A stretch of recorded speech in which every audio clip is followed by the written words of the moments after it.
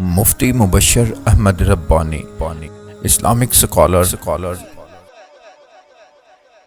سیدنا حسین رضی اللہ تعالیٰ عنہ کے بیٹے علی زین العابدین جو ان کے چوتھے امام سمجھے جاتے ہیں، علی زین العابدین کے پاس ایک آدمی نے مہاجرین و انصار صحابہ کو گالی دی۔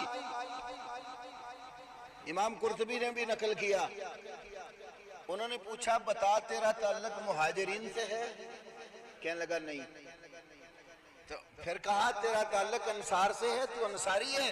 کہتا ہے میں انصاری بھی نہیں ہوں۔ پھر علی زین العابدین فرماتے ہیں حضرت حسین کے بیٹے حضرت علی کے پوتے، میں یقین سے کہتا ہوں تیرا تعلق ان سے بھی نہیں ہے جن کو قرآن نے مہاجرین انصار کے بعد ذکر کیا۔ وہ بعد میں آنے والے سورہ حشر میں مہاجرین انصار کا ذکر کر کے ان کی صفت اللہ نے بیان کی ہے۔ جو بعد میں آنے والے وہ کیا کہتے ہیں؟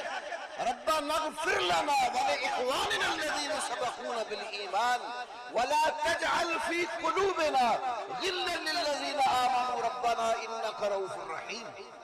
وہ اللہ سے کہتے ہیں ہمارے رب جو ہم سے پہلے ایمان والے لوگ گزر گئے ہیں ان کو بھی معاف کر اور ہمیں بھی معاف کر، اور ہمارے دلوں میں ان کے بارے میں کوئی بغض نہ رکھ۔